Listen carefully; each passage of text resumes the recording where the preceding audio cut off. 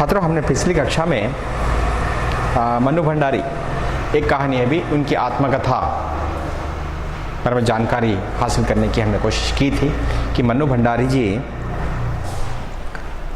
वो अपने पिताजी के बारे में बताई और अपने माँ के बारे में बताई।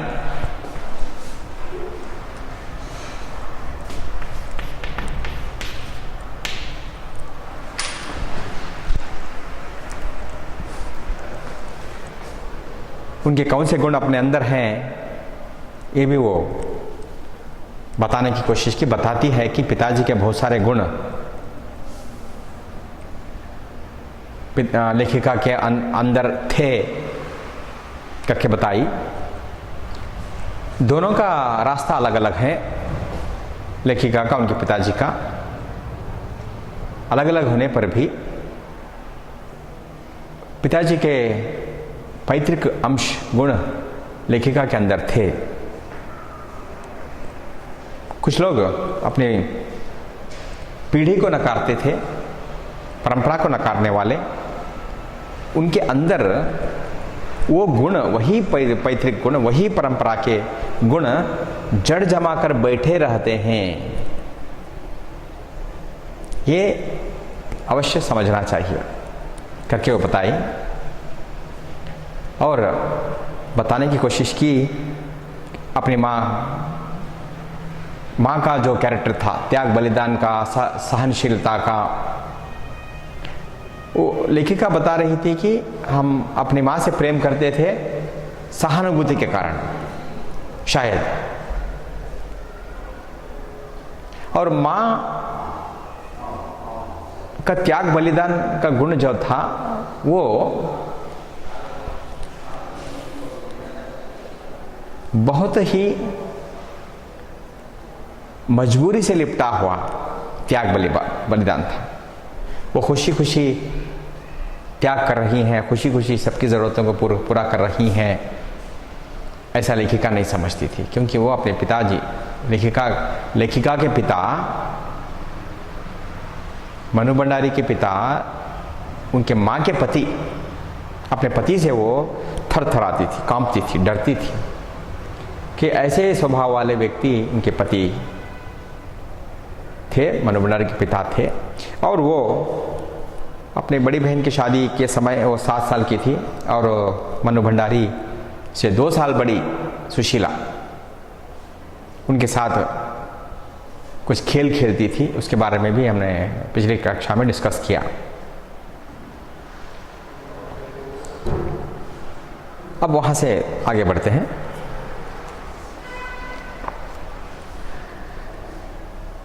गुड्डे गुड़ियों के खेल खेलती थी, गिल्ली डंडा खेलती थी अपने भाइयों के साथ, पतंग उड़ाने का काम करती थी। ये 3 मार्क्स का प्रश्न, ये पूरा सेंटेंस पैराग्राफ में जो अंश आते हैं वो सारे अंश आपको लिखने पड़ेंगे 3 अंक वाले प्रश्नों में से।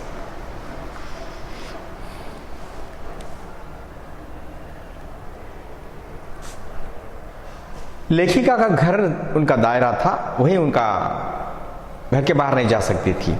लेकिन घर का दायरा कहाँ तक था? पूरे मोहल्ले में तक उनका दायरा था। बॉर्डर कहाँ तक था? पूरा मोहल्ले में जा सकती थी, आ सकती थी। किसी भी तरह की पाबंदी नहीं थी। मोहल्ले से बाहर जाने की पाबंदी थी, लेकिन मोहल्ले में वो घूम सकती थी, फिर सकती थी, किसी के घर में भी अंदर जा सकती थी, आ सकती थी। कुछ घर तो परिवार का हिस्सा ही थे, कुछ घर परिवार का हिस्सा जैसा थे, परिवार के घर के सदस्य जैसे थे। उसी तरह कुछ लोग घर भी थे परिवार के सदस्य की तरह। इतना क्लोज हुआ करते थे उस जमाने में। आजकल के ज़माने में पड़ोसी कौन है मालूम नहीं। हम जाके पूछते हैं ये साहब का नाम, ये काम करते हैं, मालूम नहीं। बाजू के घर वाला है, इनको मालूम नहीं। तो शायद ये उनको हो सकता है पूछ के देखो वो कब आते हैं, साहब कब जाते हैं, मालूम नहीं हमें करके बोलते। ये ऐसा ज़माना आ गया। पहले ज़माने में पूरे गांव में किसी का नाम भी पूछो बोल देते थे। कोई शहर से गांव में आदमी जाता है, किसी का नाम ले लो, पूरी हिस्ट्री उसको बोल के भेजते, जाओ ये सीधा जाके लेफ्ट लो, आखिर में एक घर है, वो घर के बाजू में उसका घर है, घर के बोल के, नहीं तो खुद लेके जाते, चलो हम छोड़ते हैं आपको, उसके पास मेरा भी काम है, चलो मैं बहुत दिन में बात नहीं किया, बात करता हूँ करके वो गेस्ट को खुद लेके जाके उनके घर में छोड़ दे, खुद उसके साथ बैठ के चाय पानी करके बात करके हंस के वापस आते। ऐसा है लोग हैं ग्रामीण प्रदेश में।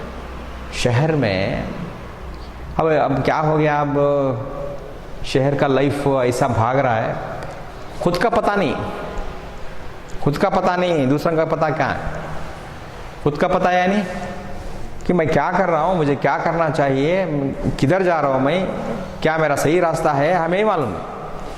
हम दूसरों का ख्याल क्या रखें। इसलिए हमें क्या करना चाहिए, ये सोचना चाहिए, समझना चाहिए, सबका ख्याल हमें रख कर हमारा ज़िंदगी का ख्याल भी हमें रखना बहुत ज़रूरी है। आप लोग सोचिए कि आप लोग क्या कर रहे हो, सेकेंड ईयर पीयूसी है, क्या सही रास्ते पे जा रहे हो या ऐसे ही बहाना बनाओगे, कोविड था बोल के चुप हो जाओगे। फ्यूचर में जब नौकरी के लिए जाते हो वो लोग नहीं मानते, कोविड था, बेचारा कोविड था, कोविड में भी एग्ज़ाम लिखा है, अरे भाई आओ, नहीं बोलते, सिर्फ आपका टैलेंट देखा जाता है। खैर, आज तो मुझे बड़ी शिद्दत के साथ यह महसूस होता है कि अपनी ज़िंदगी खुद जीने के इस आधुनिक दबाव ने महानगरों के फ्लैट में रहने वालों को हमारे इस परंपरागत पड़ोस कल्चर से विच्छिन्न करके हमें कितना संकुचित, असहाय और असुरक्षित बना दिया है। लेखिका का शिद्दत के साथ ये महसूस होता है, अपनी जिंदगी खुद जीने के इस आधुनिक दबाव ने, अपनी जिंदगी जीने के लिए ये दबाव हो रहा है, अपनी जिंदगी खुद, हमारे जिंदगी पर, हम पर दबाव है, आप पर भी दबाव है। आराम से जब चाहा तब पढ़ सकते, जब चाहा जब ऐसे भी कर सकते, अभी करना है, इसी वक्त करना है, नहीं तो पीछे रह जाओगे, बहुत सारे आगे चले जाएंगे। कंपटीशन, अपनी जिंदगी पर आधुनिक काल का दबाव है, प्रेशर है, दूसरा रास्ता नहीं है। जो जमाना जिस वेग से जा रहा है, जो फास्ट है, वो फास्ट हमारे अंदर भी होना चाहिए। जितना तेज वो दौड़ रहा है, तेज यानी फास्ट, उतनी ही फास्टनेस हमारे अंदर भी होनी चाहिए, नहीं तो हम पीछे रह जाएंगे, जमाना आगे निकल जाएगा।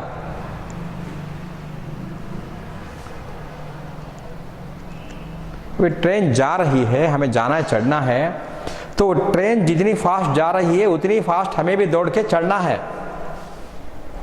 नहीं, मैं ऐसा नहीं कर सकता बोले तो तुम चढ़ नहीं सकते, ऐसा नहीं कर सकते तो पहले आना चाहिए था। प्री प्लान, प्रिपरेशन, ये अगर है आपके पास तो आप पहले चढ़ के बैठ सकते हैं। ये आधुनिक दबाव ने महानगरों के फ्लैट में रहने वालों को, बड़े बड़े शहर के फ्लैट्स में रहने वालों को, फ्लैट्स देखते हैं अब ऐसे पर 90 फ्लैट्स, 100 फ्लैट्स ऊपर तक जाते हैं। जैसे जैसे ऊपर जाओगे उतना रेट कम होगा, जैसे जैसे नीचे आओगे वो रेट ज़्यादा होगा। क्या रेट है? फ्लैट का रेट, नीचे का फ्लैट का रेट कॉस्टली है, फर्स्ट, सेकंड, थर्ड, आप 5वीं फ्लैट तक चुन सकते हो, उसके बाद नहीं, वाह वो कौन चढ़ेगा, उतना करंट नहीं है तो लिफ्ट में कौन जाएगा, सब प्रॉब्लम। इसलिए ज़्यादातर लोग, फिर भी पैसे कम है तो मजबूरी में लेना ही पड़ता है ऊपर का फ्लैट भी। ये फ्लैट में रहने वाले लोग, हम हमारी परंपरागत पड़ोस कल्चर,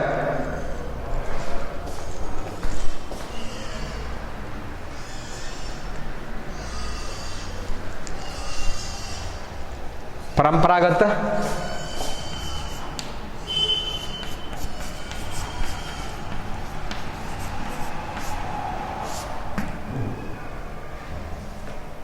पड़ोस कल्चर भूल रहे हैं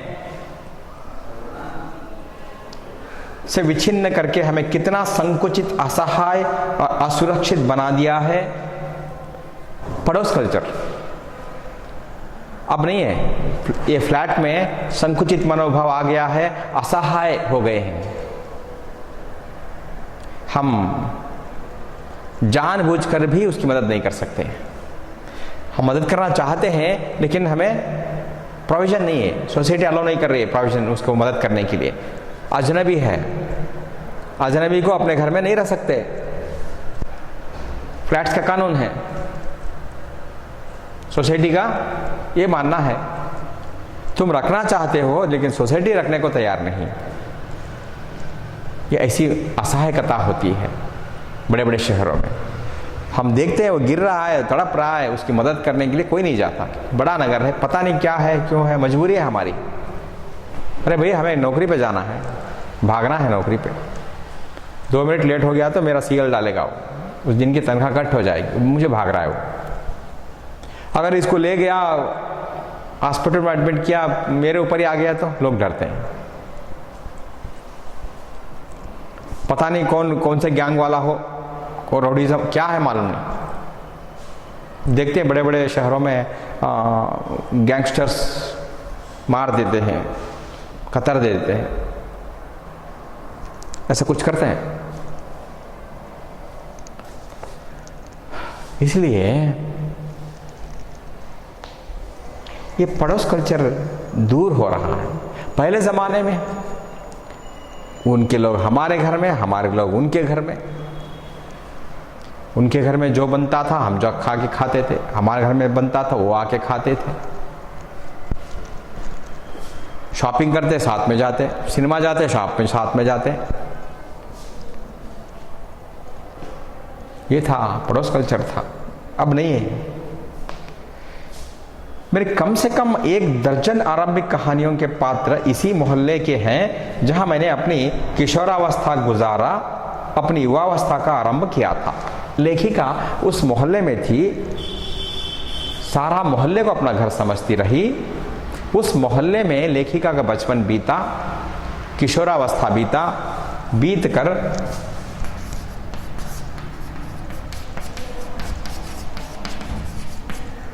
किशोरावस्था बीत से इसके बाद युवावस्था में पहुंची।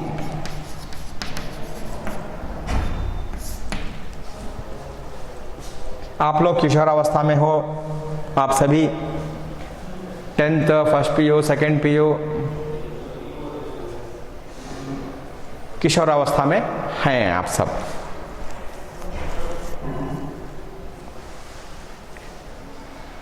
ये इसके बारे में थोड़ा मैं बताना चाहूँगा आपको। किशोरावस्था से पहले शैशवावस्था नहीं लिखा मैंने। बच्चे का जन्म होने के बाद 2 साल तक, 2.5 साल तक शैशवावस्था कहते हैं। वो कुछ बोल नहीं सकता, सुन सकता है लेकिन समझ नहीं सकता। शायद समझ भी सकता है 2 साल का बच्चा। ओके। उसके बाद बाल्यावस्था, उसके बाद बाल्यावस्था, पूर्व बाल्यावस्था, बाल्यावस्था, उत्तर बाल्यावस्था, ऐसे 3 अवस्थाएं बाल्यावस्था में आती हैं। बाल्यावस्था यानी बचपन में अपने बचपन गुजारा, कहाँ खेला, कहाँ कूदा, कैसे कपड़े पहना, क्या हुआ, ये किसी पर ध्यान नहीं, सिर्फ खेल पर ध्यान रहा। समय बीतता रहा, अपना ही ज़माना था, ये था।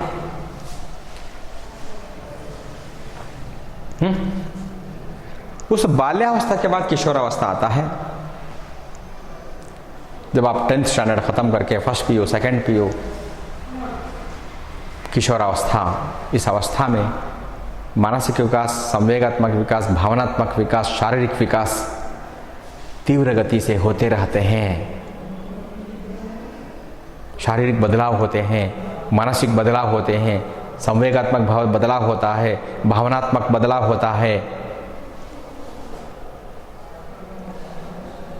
इस अवस्था में, किशोरावस्था में सारे क्राइम्स इस अवस्था में होते हैं, सारा नॉलेज इस अवस्था में मिलता है, सारे फ्यूचर का बेसिक इस अवस्था में पड़ता है।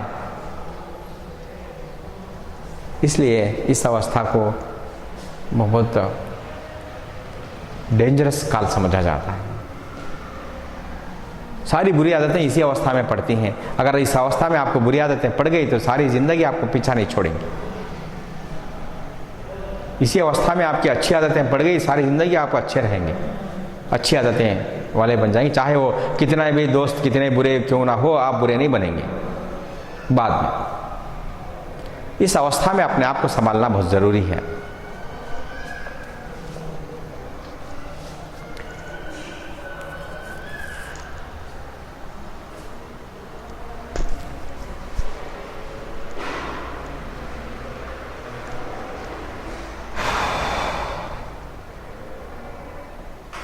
लेखिका के 1 दर्जन से ज्यादा आरंभिक कहानियों के पात्र इसी उन मोहल्ले के, घर के लोगों के बारे में उन्होंने लिखा है। 1-2 को छोड़कर उनमें से कोई भी पात्र मेरे परिवार का नहीं है। घर के पात्र उनके कहानियों में 1 या 2 हैं, बाकी कोई नहीं है। बाकी सारे कहानियाँ उस मोहल्ले से संबंधित, उस जनजीवन से संबंधित हैं। बस इनको देखते सुनते इनके बीच ही में बड़ी हुई थी, लेकिन इनकी छाप मेरे मन पर कितनी गहरी थी, इस बात का एहसास तो मुझे कहानियाँ लिखते समय हुआ। उन सारे मोहल्ले वालों के घर के लोगों के साथ ये उठती थी, बैठती थी, खेलती थी, बड़ी हुई। तब इन पर उनका प्रभाव कितना पड़ा था या नहीं मालूम नहीं, लेकिन कहानी लिखते समय पता चला कि उनका गहरा प्रभाव किस तरह लेखिका पर पड़ा था। ये तब लेखिका को मालूम हुआ जब वो कहानियां लिखती थी।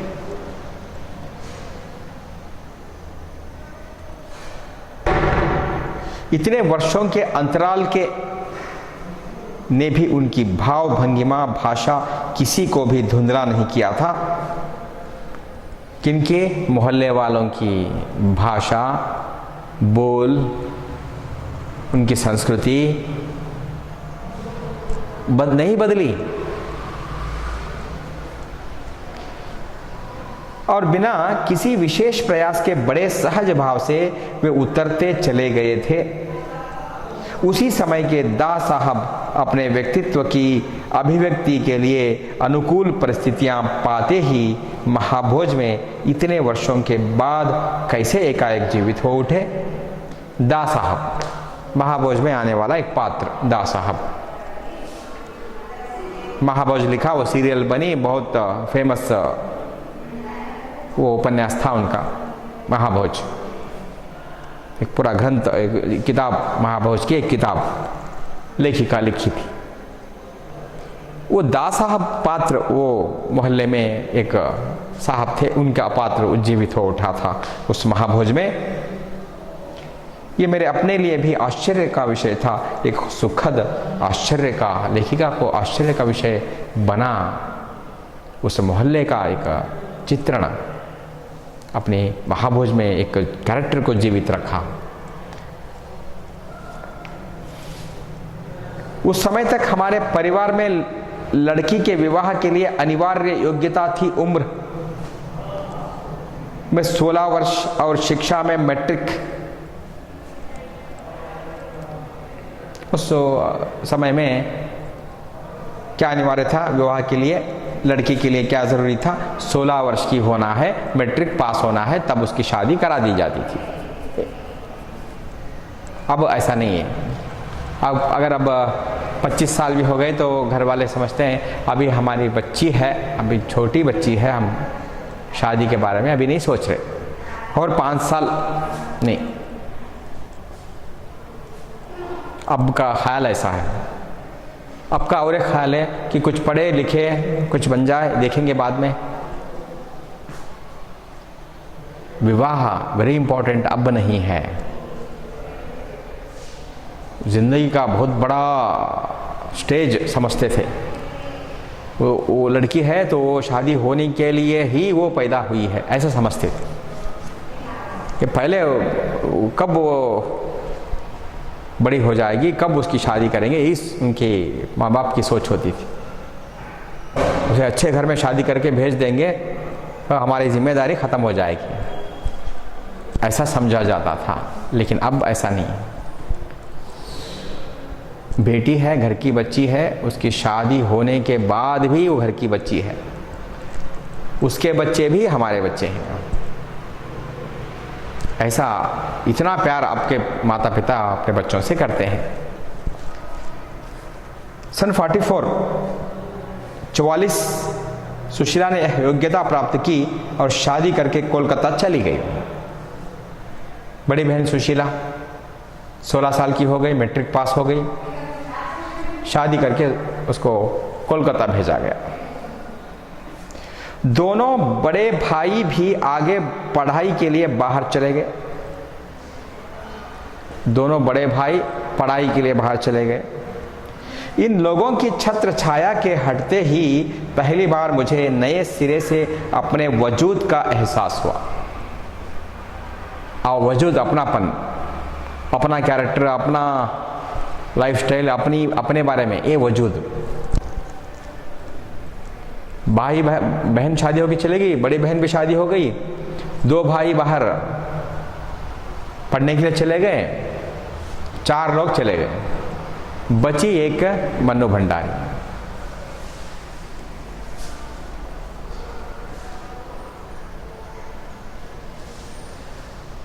पिताजी का ध्यान भी पहली बार मुझ पर केंद्रित हुआ। अब घर में कोई नहीं है, सिर्फ मन्नू भंडारी है। पिताजी का ध्यान भी लेखिका पर पड़ा। लड़कियों का जिस उम्र में स्कूली शिक्षा के साथ साथ सुघड़ गृहिणी, सुघड़ देखो सुंदर,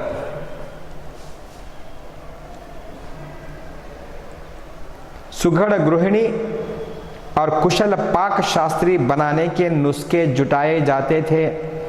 सुंदर गृहिणी और अलग अलग तरह के पकवान बनाने के योग्य स्त्री को ट्रेनिंग दिया जाता था, क्योंकि वो आगे शादी करके जाती है, फिर घर को संभालना है, वहाँ पर घर के लोगों को खाना बना बना के खिलाना है। ये सब चीज़ें थी।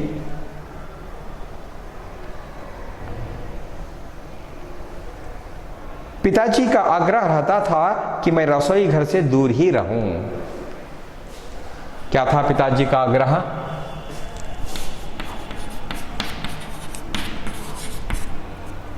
रसोई घर से दूर रहे। 1 मार्क क्वेश्चन आंसर।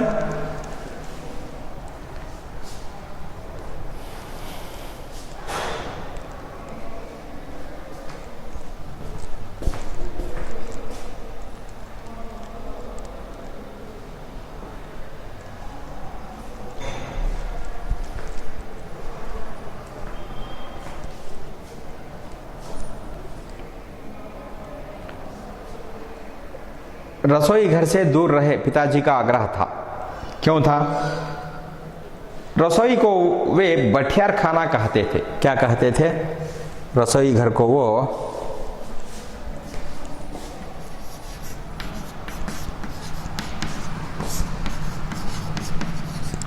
बठियार खाना कहते थे। 1 मार्क क्वेश्चन।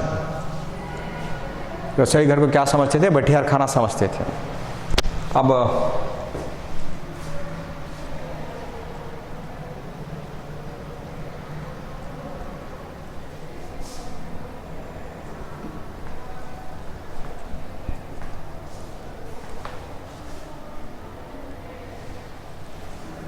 क्वेश्चन का आंसर बठियार खाना। उनके हिसाब से वहां रहना अपनी क्षमता, प्रतिभा को भट्टी में झोंकना था। पिताजी का मानना था कि लड़की को पढ़ी लिखी बनाकर, ज्ञान उसे हासिल कराकर, रसोई घर में छोड़कर अपना उसका सारा ज्ञान पकाने के लिए, खाना बनाने के लिए उपयोग करना, ये कहाँ तक सही है? लड़की को MBBS पढ़ाओ और पकाने के लिए घर में छोड़ दो, वो अलग अलग तरह के पकवान पकाएगी, घर के लोगों को खिलाएगी, फिर MBBS करके क्या फायदा? सिर्फ MBBS ही नहीं, आप पढ़ लिख कर ज्ञान हासिल करके आप सिर्फ ऐसा नहीं कि पकाना नहीं, रसोई घर में जाना नहीं, ऐसा नहीं है, सब कुछ करना है। लेखिका तो साहित्यकार है, बहुत बड़ी साहित्यकार है, चलता है। क्या आप लोग सब लोग साहित्यकार बनेंगे? कुछ ना कुछ ज़रूर बनेंगे, लेकिन खाना भी बनाना चाहिए, वो भी काम है, और that is also part of the life. लेकिन लेखिका के पिताजी को अच्छा पसंद नहीं था।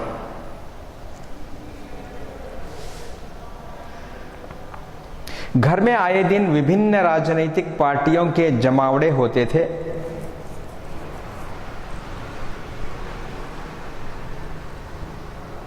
विभिन्न राजनीतिक पार्टियों के जमावड़े होते थे और जमकर बहसें होती थी। राजनीतिक पार्टी के लोग आते थे, कांग्रेस बहुत था उस समय,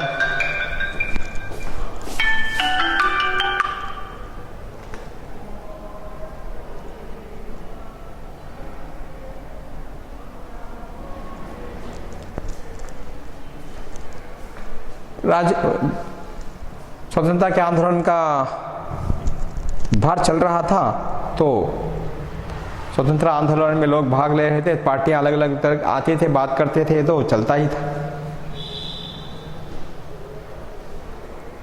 बहस करना पिताजी का प्रिय शगल था, शगल आदत थी, शौक था, बहस करना, बैठना, बातें करना। चाय पानी या नाश्ता देने जाती तो पिताजी मुझे भी वहीं बैठने को कहते। चाय पानी देने के लिए मन्नू भंडारी ऊपर जाती थी तो उसको भी वही बैठा लेते थे, बैठो सुनो बातें। वे चाहते थे कि मैं भी वहीं बैठूं, सुनो और जानूं कि देश में चारों ओर क्या कुछ हो रहा है।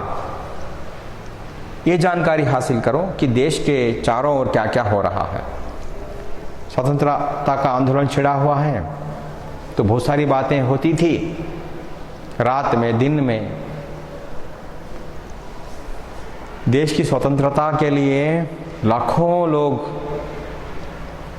उनका जीवन का अधिकांश समय, ज़्यादा समय आज़ादी के लिए बिताए, आज़ादी लेने के लिए बिताए, भारत को आज़ाद कराने के लिए बिताए। महात्मा गांधी जी और उनके साथ बहुत सारे सहयोगी, उनका एक टीम था, सब लोग मिलके अब उनका सारा जीवन ही वही काम पे लगा दिया। 1 साल 2 साल में वो आज़ादी नहीं दिए अंग्रेज, ब्रिटिश। कई सालों की मेहनत के बाद वो आज़ाद करके छोड़कर गए।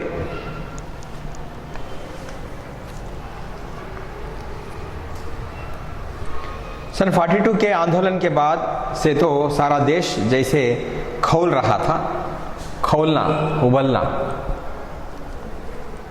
ज्वालामुखी जैसे उगलता है, खोलता है, वैसा सारा देश खोल रहा था। 42, 43, 4, 5, 6, 7 5 साल बाकी है आज़ादी के लिए। आज़ादी के 5 साल पहले देश खोल रहा है, 42 में खोल रहा है, 43 में आज़ादी नहीं मिली, 47 में जाकर मिली। तो सोचो कितना मेहनत आज़ादी के लिए भारतवासी ने किए। हमारे बाप दादा हो सकते हैं, आपके बाप दादा हो सकते हैं उसमें शामिल। लेकिन विभिन्न राजनीतिक पार्टियों की नीतियां, उनके आपसी विरोध या मतभेदों की तो मुझे दूर दूर तक कोई समझ नहीं थी। लेखिका को क्या मालूम राजनीतिक पार्टी वाले क्या करते हैं, क्या सोचते हैं, क्या मालूम, क्या पता।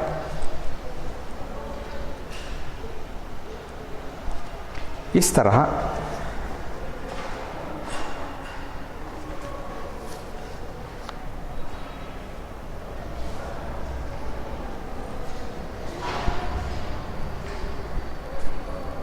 हाँ, क्रांतिकारियों और देशभक्त शहीदों के रोमानी आकर्षण, उनकी कुर्बानियों से ज़रूर मन आक्रांत रहता था। क्रांतिकारियों की बातें सुनकर, देशभक्तों की बातें सुनकर, उनकी कुर्बानियों के त्याग बलिदान के बारे में सुनकर लेखिका आकृष्ट हो जाती थी, आकर्षित हो जाती थी उनकी ओर। कहीं लिखा था मैंने, आक्रांत, कष्टों से ग्रस्त। वो सारी बातें, कष्टों से ग्रस्त बातें,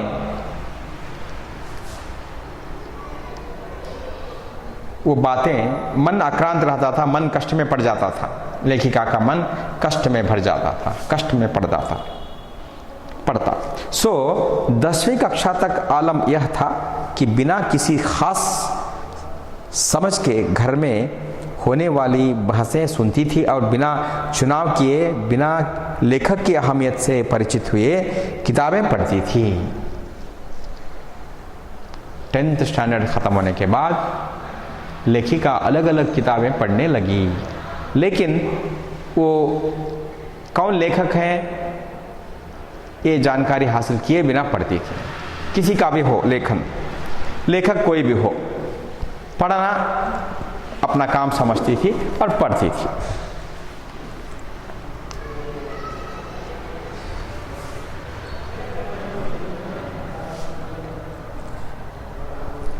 लेकिन 45 जैसे ही 10वीं पास करके फर्स्ट ईयर में आई, हिंदी की प्राध्यापिका शीला अग्रवाल से परिचय हुआ।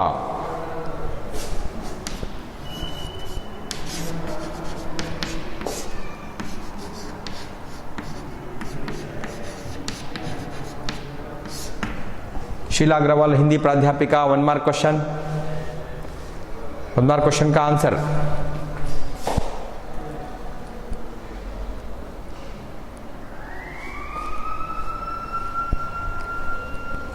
शीला अग्रवाल हिंदी प्राध्यापिका, 1 मार्क क्वेश्चन।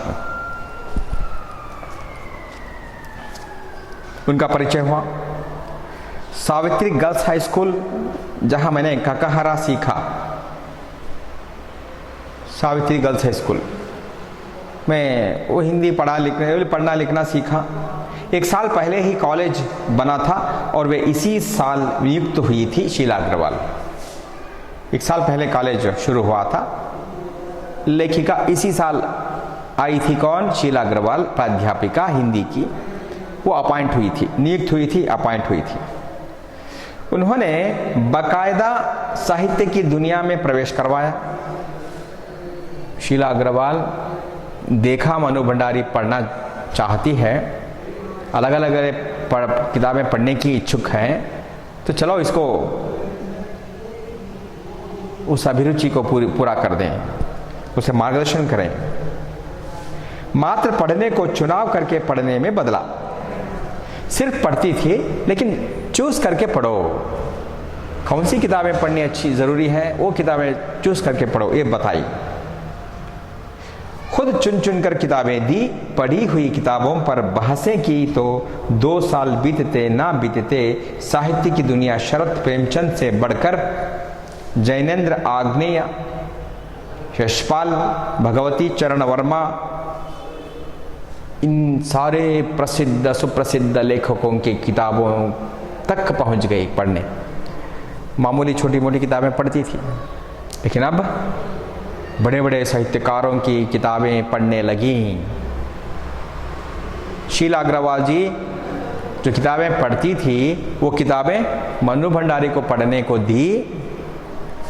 पढ़ी हुई किताबों पर बहसें की।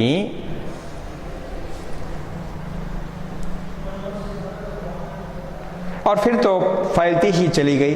उस समय जैनेन्द्र जी की छोटे छोटे सरल सहज वाक्यों वाली शैली ने बहुत आकृष्ट किया था। जैनेन्द्र जी की साहित्य की किताबें जो बहुत लेखिका को आकर्षण अट्रैक्ट किया था, वो किताबें पढ़ी। सरल भाषा वाली थी वो। आग्नेय का उपन्यास शेखर है एक जीवनी, आग्नेय जी ने लिखा था शेख रहा एक जीवनी। ये तो जो आज़ादी के दौरान सभी भारतवासी आंदोलन के कर्ता वो सारे आज़ादी के लोग जेल में थे। तब आग्नेय जी ने वो जेल से संबंधित उस समय से हालात को अपने शेख रहा एक जीवनी में उन्होंने लिखा। मैं भी पढ़ा लेकिन ठीक से समझ में नहीं आया। ये वो साहित्य इतना अच्छा, इतना बड़ा होता है, समझना उतना आसान नहीं है। उसका बैकग्राउंड अगर पता है तो वो समझ में आता है। उसका पहले का बैकग्राउंड क्या था, क्या हालात थे, ये तो मालूम नहीं।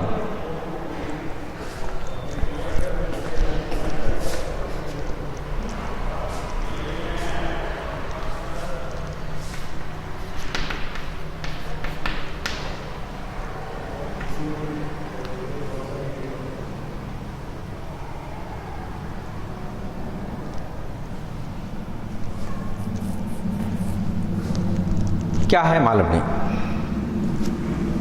लेकिन लेखिका सब पढ़ती थी। सुनीता उपन्यास बहुत अच्छा लगा था।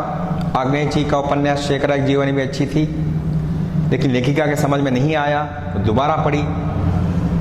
कुछ सालों बाद नदी के द्वीप पढ़ा तो उसमें मन को इस कदर बांधा कि उसी झोंक में शेख रहा को फिर एक बार पढ़ी। नदी के द्वीप वो किताब पढ़ी, उसके बाद फिर एक बार शेख रहा एक जीवनी पढ़ी, इस बार कुछ समझ के साथ। ये शायद मूल्यों के मंथन का युग था। पाप पुण्य, नैतिक अनैतिक, सही गलत की बनी बनाई धारणाओं के आगे प्रश्न चिन्ह ही नहीं लग रहे थे, उन्हें ध्वस्त भी किया जा रहा था। देखिए समय ऐसा था, नैतिक अनैतिक, पाप पुण्य, गलत सही गलत, ऐसा ज़माना था, सोचने का ज़माना था। ऐसे ज़माने में, ऐसी धारणाओं में प्रश्न चिन्ह लगा रहा था कौन सही है कौन गलत है, क्या सही है क्या गलत है, कौन सा पाप है कौन सा पुण्य है। इसी संदर्भ में जैनेन्द्र का त्यागपत्र, भगवती बाबू का चित्रलेखा पढ़ा और शीला अग्रवाल के साथ लंबी लंबी बहसें करते हुए उस उम्र में जितना समझ सकती थी समझा। से बड़े बड़े साहित्यकारों की किताबें फर्स्ट पीयूसी में पढ़ना, समझना मुश्किल ही होता है। एक बात गौर करने की है मेरे प्रिय छात्रों कि उस समय अपने किताबों के अलावा दूसरे साहित्यकारों की किताबें पढ़ना सब लोग नहीं कर सकते। वो कुछ खास लोग कर सकते हैं, वो खास लोग ही साहित्यकार बनते हैं।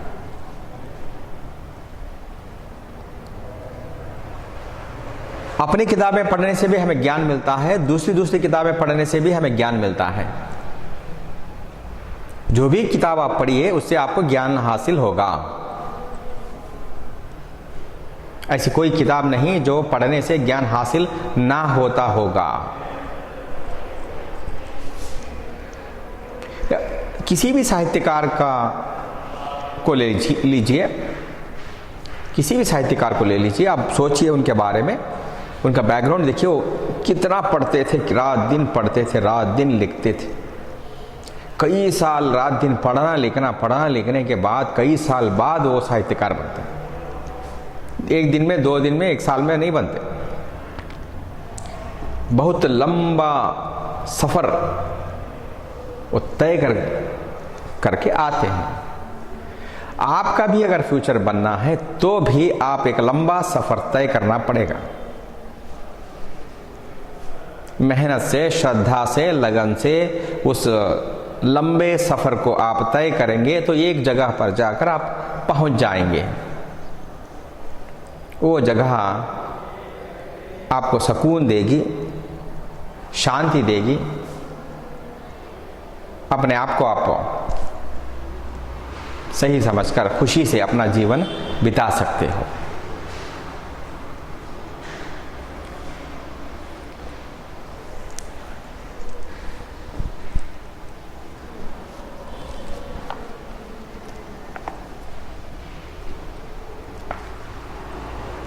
शीला अग्रवाल ने साहित्य का दायरा ही नहीं बढ़ाया था, बल्कि घर की चारदीवारी के बीच बैठकर देश की स्थितियों को जानने समझने का जो सिलसिला पिताजी ने शुरू किया था। लेखिका सिर्फ घर के अंदर पढ़ना लिखना बैठना, वो जानना चाहती थी कि देश के अंदर क्या हो रहा है। वो सिलसिला जारी रखा, एक दिन 2 दिन बैठकर सुनकर नहीं छोड़ी। वो उसके बारे में पूरी जानकारी हासिल करना चाहती थी और उसे जारी रखा। उन्होंने वहां से खींचकर उसे भी स्थितियों की सक्रिय भागीदारी में बदल दिया। सिर्फ सोचना समझना सुनना यहां तक था लेखिका का जो व्यवहार, अब सक्रिय रूप में भाग लेने के बारे में सोच रही हैं। हम क्या करते हैं, सब सुनते हैं, चुप होते हैं। हाँ वो कहानी वो ऐसा हुआ क्या, अच्छी बात, चुप हो जाते। लेकिन कब हम उसमें शामिल होंगे?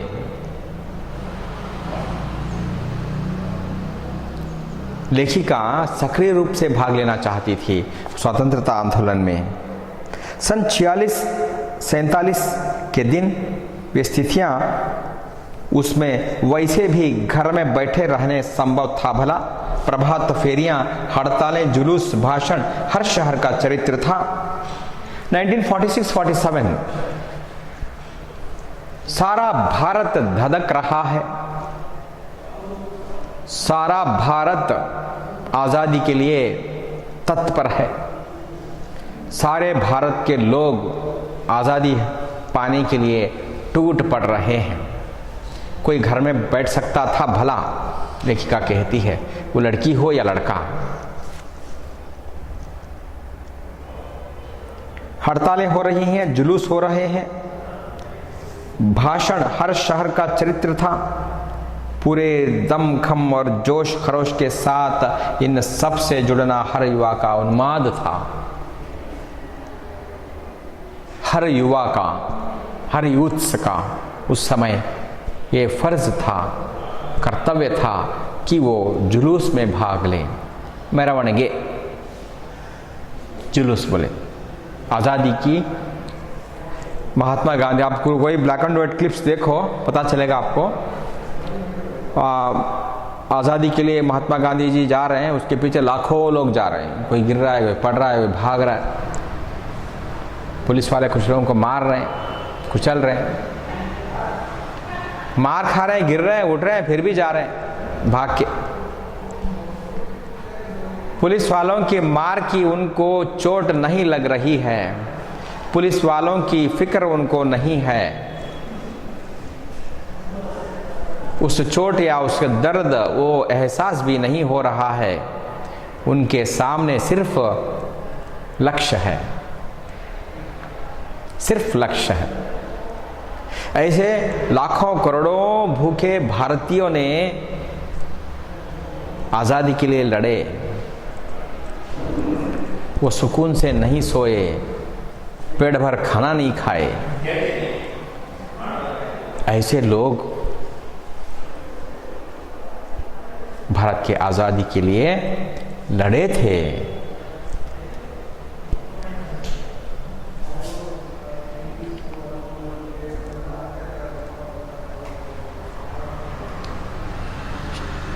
मनु भंडारी भी उसमें भाग लेना चाहती थी। मैं भी युवा थी और शीला अग्रवाल की जोशीली बातें ने रगों में बहते खून को लावे में बदल दिया था।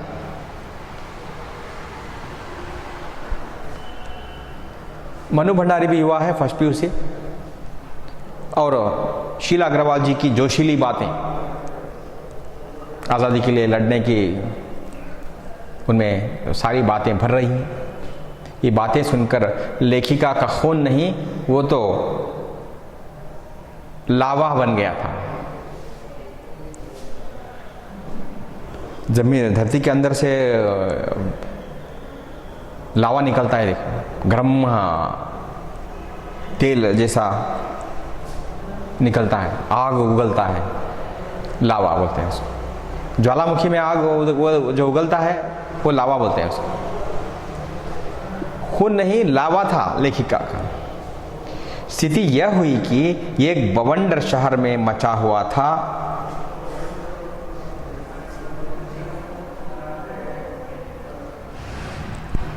एक बवंडर तूफान, बवंडर यानी तूफान शहर में मचा हुआ था और एक घर में,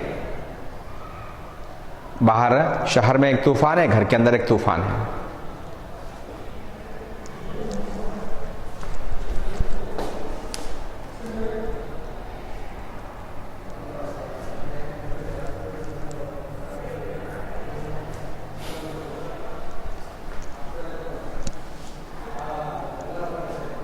क्या था तूफान घर के अंदर? पिताजी की आज़ादी की सीमा यहीं तक थी कि उनकी उपस्थिति में घर में आए लोगों के बीच उठूं बैठूं जानूं समझूं। पिताजी चाहते थे कि मन्नू भंडारी घर में रहे, जो लोग आते हैं उनकी सुने समझें, बस इतना ही। उठूं बैठूं, हाथ उठा कर नारे लगाती, हड़तालें करवाती, लड़कों के साथ शहर की सड़कें नापती लड़की को अपनी सारी आधुनिकता के बावजूद बर्दाश्त करना उनके लिए मुश्किल हो रहा था। लेकिन मन्नू भंडारी ऐसी नहीं थी, घर में बैठकर सुनूं जानूं बैठूं उठूं। लेकिन मन्नू भंडारी जुलूस में शामिल होकर हाथ उठा कर नारे लगाते लगाते भाषण देने के लिए आगे बढ़ते। ऐसी लड़की लेखिका थी, पिताजी को ये पसंद नहीं था।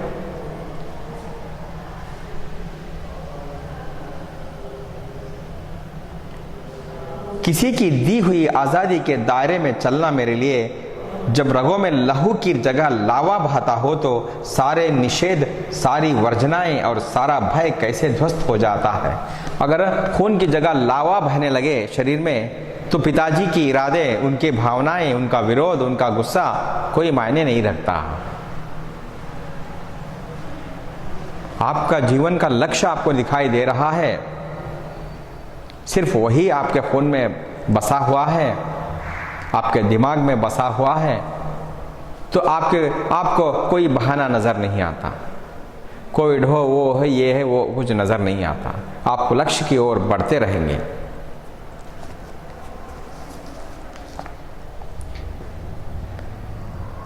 यह तभी जाना और अपने क्रोध से सबको थरथरा देने वाले पिताजी से टक्कर लेने का जो सिलसिला तब शुरू हुआ था, राजेंद्र से शादी की तब तक वह चलता ही रहा। राजेंद्र साहित्यकार हैं, राजेंद्र यादव, उनसे लेखिका का विवाह हुआ। क्योंकि 10th के बाद शादी हो जाती थी, ये तो फर्स्ट पीवी है, तो शादी हो गई।